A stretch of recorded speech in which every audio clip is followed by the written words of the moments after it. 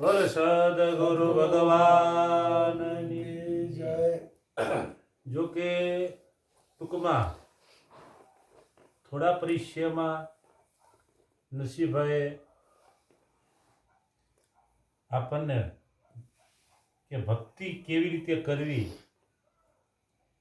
એની વિશે આપણને બહુ ઊંડાણની વાત કરી અને ઘણું બધું આપણને ટૂંકમાં પરિચય ઘણો આપ્યો. તો આપણે આજ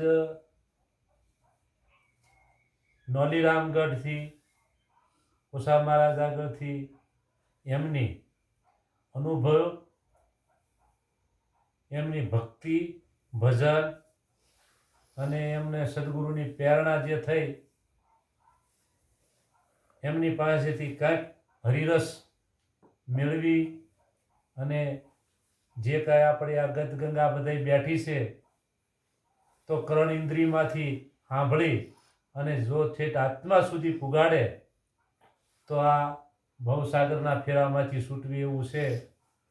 ભાઈ નરસિંહભાઈ કહેતા એમ નકર બધું ખોટો વરસાદ હરુડે અને વાદળ ઘમઘોટ થયો હોય ને ગોટો વિખાઈ જાય એમ આ ગોટો વિખાઈ જાય છે. હે પછી જે આકાશમાં નજર કરો ત્યાં એક ગોટો હોતો નથી, વાદળ કોરું છે. એમ જો વાદળ કોરું જાય છે તો પસ્તાય જ શું?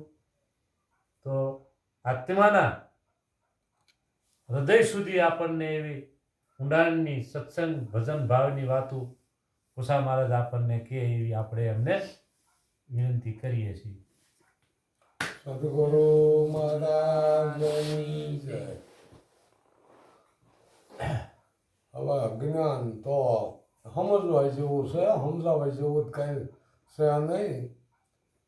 અત્યારે સમજતા નથી ને સમજાવવા મંડી ગયા છે એટલે ગુરુ બહુ થઈને બેસી ગયા છે ને હવે કાંઈકનું કાંઈક પકડાઈ દે છે. હવે જો એક જ હોય એ બધાને ખબર પડે છે.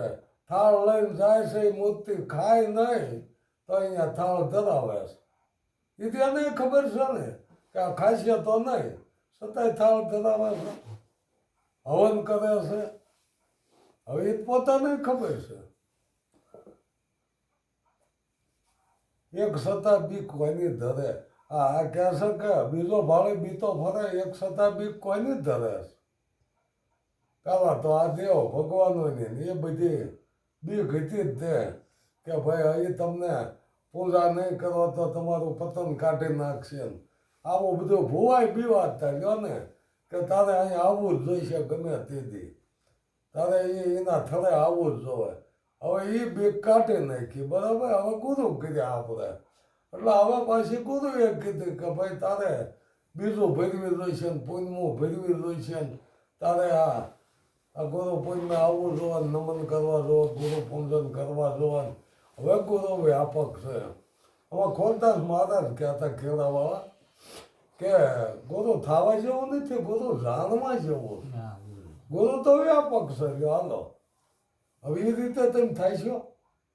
દેહ છતાં વિધેયી, એ વિધેયી પદ કોને લાગ્યું? જનકને લાગ્યું.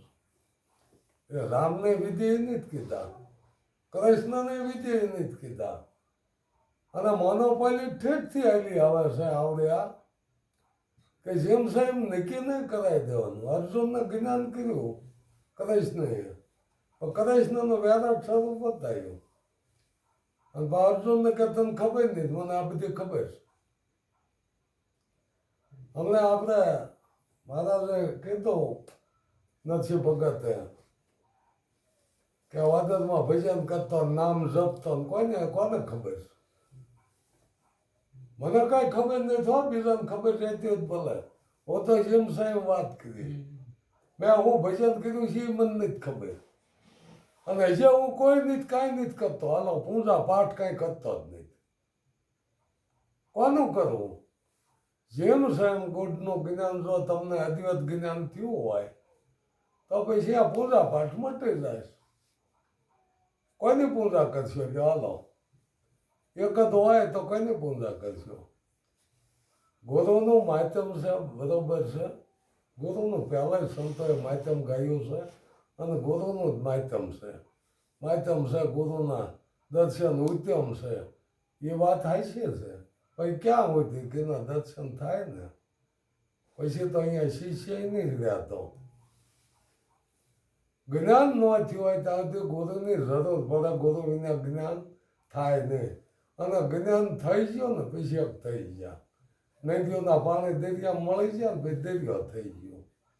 પછી અહીંયા શિષ્ય રહેતો નથી.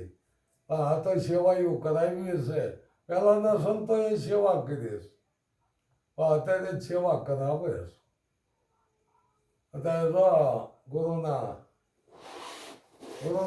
પગરખા ઉપાડવા બાજે. પગરખું જ છે ને. પાનાનું હોય તો એ પગમાં શોભે કઈ માથે નથી શોભતું. ભાઈ ઉપાડવા હતું ગુરુ પગરખા ઉપાડવા બાજે કે મારે ઉપાડવાના. આ ભાઈને કંઈક એમાં કાઢી લેવું ભાઈ. આમને કંઈક આશા છે કે બાપુના આ ગુરુના પગરખા ઉપાડો તો આપણું કંઈક કલ્યાણ થાય. આ ગુરુના પગ ધોઈને પીશું તો આપણું કલ્યાણ થઈ જાય છે. કાંઈક ને કાંઈક લાલચ ફરી છે. પૂજા કરે છે તો એ લાલચ છે એમાં કે કંઈક આપણે ભગવાનને મનાવીને કાંઈક એમાં કાઢી લેવી. પણ હજી સુધી કોઈએ કાઢ્યું નથી પૂજા કરી. પૂજાનો કોઈ મતલબ નથી. તરસ લાગી કે આ પી લો તરસ મટે જાય છે. એ જળ દેવ છે એને પૂજા કર્યા તમારી તરસ ન મટે. ભૂખ લાગી કે ખાઈ લ્યો ભૂખ મટી જાય છે. અને દેવ છે પણ પૂજા કરવાથી તમે ભૂખ નહીં ભાંગે. ધરતી માતા છે એની પૂજા કરવાથી અનાજ પાકશે નહીં. એને વાવી દો એમાં જે થાય થતી હોય સેવા સાકરી કરો એટલે થઈ જાય. પૂજાનો કોઈ મતલબ નથી. પૂજા એ જ પાખંડ છે. અને આખી દુનિયા પાખંડમાં હેલી છે. આપણે પોતે જ વિચાર કરી લો ને આપણને નક્કી થાય છે કે પૂજા કરવાથી ફાયદો શું છે. આજથી આ જપ કરતા તપ કરતા યજ્ઞ કરતા હજારો ડબ્બા એમાં બાળી દેતા. હમણાં કહો કોઈ યજ્ઞ જ નથી કરતા તો વરસાદ તો સારો જ આવે. એ કે યજ્ઞ કરો ને ઘી બાળો તો વરસાદ આવે. તો આપણે 72-73માં મેં તો આ બધું જોયેલું છો. યજ્ઞ કરતા ધૂનું બોલતા ને બધું કરતા પણ વરસાદ નતો આવતો. સપન્યા દુષ્કાળમાં 45 લાખ માણસ મરી ગયો. ઘણા એમ કે ડોયરા બોલતા ને વરસાદ આવતો. ઓલો કઈક કેવો રાગ બોલે ને વરસાદ આવે. ક્યાદારોમાં એ કે બોલવાનું આવે. એટલે ભાઈ આ બધું કયા ગાડામાં વી ગયું. પહેલા બધું આમ થતું. હવે કેમ નથી કાંઈ થતું. કે કળયુગ આવ્યો. કળયુગ નથી આ સતયુગ નથી નહીં ઊંચવાસ. અત્યારે કેટલી સુવિધા છે તમે એ તો જુઓ. કોઈ કમી નથી એમ. આ સુવિધા સતયુગમાં નથી. એના લખાણ પડ્યા. સતયુગ તો મારો રામ જાણે કોને કહેતા છે. બ્રહ્મા વિષ્ણુ મહેશ એ મોટા કપટ ઊભા કરેલા. શાસ્ત્ર જોઈ લો તમે. ઇન્દ્રએ અહલ્યા છે. વિષ્ણુએ વૃંદા છે. આ મોટા મોટા સ્વર આને કોણ કે રામખોર. બ્રહ્માજીએ વાસરું સોર્યું. આ બ્રહ્મા વિષ્ણુ મહેશ અણસુખથી માગતી કરી અનસુયા માના આશ્રમમાં છે. ભિક્ષા દો કે નવત્તા ભિક્ષા દો. આ સતયુગની વાતો જ તમે સાંભળો. ક્યાં આમાં સતયુગ ક્યાં છે. એટલે આવું બધું કરીને ભરમાયા છે. હજે મુહૂર્ત બનાવતા જાય. નવા મંદિરો બનાવતા જાય. નવા આશ્રમો થાપતા જાય. હજે મુહૂર્ત બનાવે છે.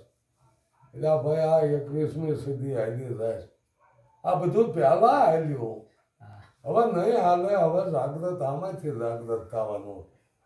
કે જાગ્રત નગરી સોરને લોટા રખ મારેગા રમકુતા. તો સોર તો કયા છે. આવડા સોર બીજા કયા છે. લૂંટેલા શીત સોર. અને બીજા કામ ક્રોધ લોભ મોહ અહંકાર નો માર્ગ. આ સો શત્રુ બેઠા છે.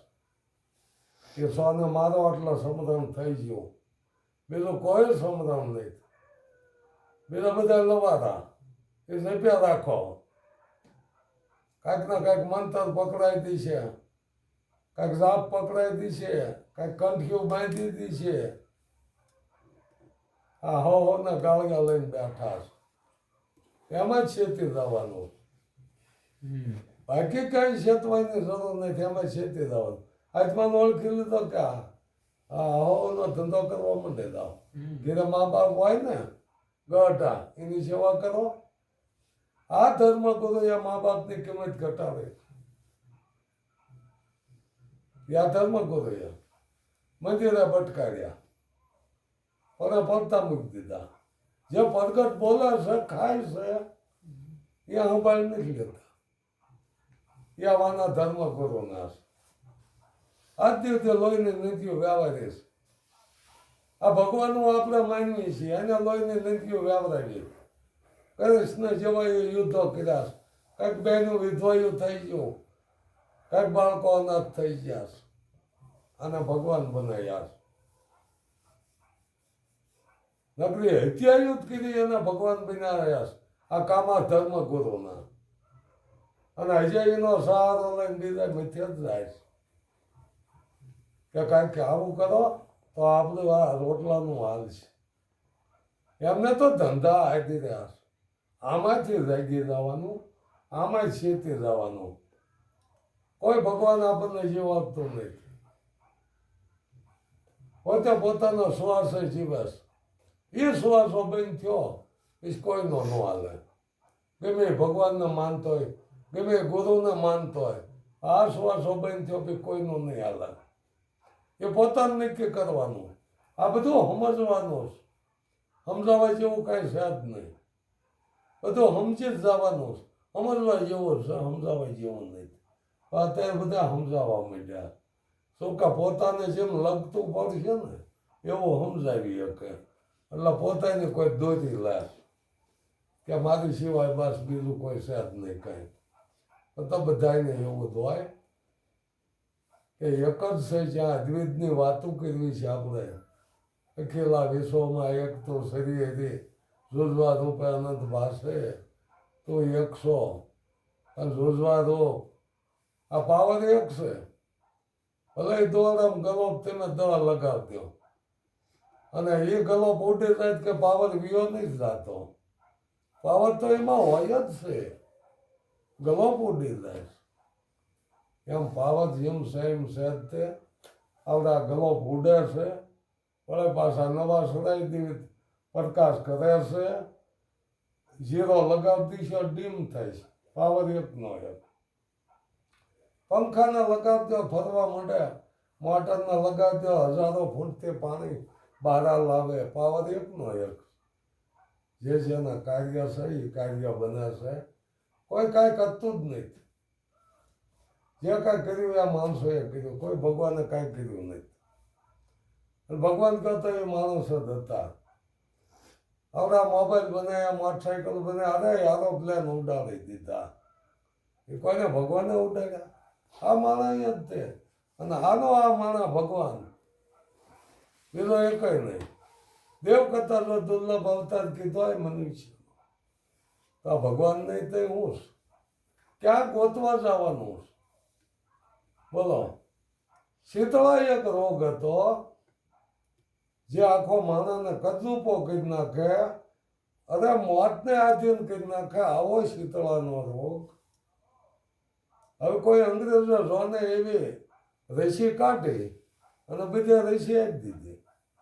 40 વર્ષ પહેલા, આજથી 40 વર્ષ પહેલા એને 1000નું ઇનામ બહારું પાડ્યું કે કોઈ શીતળાનો રોગ ગોતીને લાવી દે તો 1000 ઇનામ. અત્યારના લાખ થાય હો. લાખ કરવા હેલા એ વખતે 1000 નથી થતા. પણ એ શીતળાને અત્યારે દેવ કરી નાખ્યા. શીતળા માતાજી કરી નાખ્યા. બોલો. એક રોગ હતો એના માતાજી કર્યા. ગધાડે બે ગુલેર જમાડવી. મારું જો આમ તો જો હવે એને દવા ગોતી છે જોને એનું કોઈ સંભાળતું જ નહીં. ગધાડા વાહનમાં બે. હવે આ તો જો કેટલી માણસની મૂર્ખાઈ. હવે આવી મૂર્ખાઈ કરી હવે આમાં પાછા ક્યાં જાગી જાવ હવે જગાડે છે ફુવારે એ જ કાંઈ નક્કી નથી થતું. તમે એક વાત જો ક્યાં જગાડે છે ફુવારા છે આવી બધી આડંબર હાંકે જાય છે. પણ આપણે સમજવાનું કહું છું ને, મારી વાત ઉપર વિશ્વાસ ન કરશે, વિચાર કરી લેવાનો. ગમે એની વાત ઉપર વિશ્વાસ નહીં મૂકતા. વિશ્વાસ બહુ ખતરનાક છે. જેને વિશ્વાસ મૂક્યા જો કાંઈ કરી જ નથી ત્યાં બેહી જ ત્યાં વિશ્વાસ. ભગવાન ઉપર વિશ્વાસ મૂકીને બેહી ગયા. એમ નથી. આપણે આપણો ધંધો કરવાનો હોય ભાઈ. આત્મજ્ઞાન લઈ લીધું, આત્મા ઓળખી લીધો, પછી ધંધો કરાય ને, પછી ધોળા મટવા જોવાનું કે અહીં જવું છે, અહીં જવું, પછી શું લેવા જવું. આપણે જ્ઞાન જેમ છે એમ લઈ લીધો, પછી ધોળા મટી જાય એનો સ્વદેશી મટી જ કહેવાય. આ તો સ્વદેશી મટે ને વળે પાછો પંચાયતી જાય કે હવે મારે સત્સંગમાં હવે તો મેળાવડામાં જવું છે. હવે આ સ્વદેશી છૂટ્યા કે અમુક બંધાણા એટલે આમાંથી છૂટવાનું છે. આ પાખંડમાંથી આપણે છૂટી જવાનું છે અને આની માટે જ લાભ છે. બાકી કોઈ આપણને કાંઈ કરીને દેવાનું નથી. સદગુરુ મહારાજ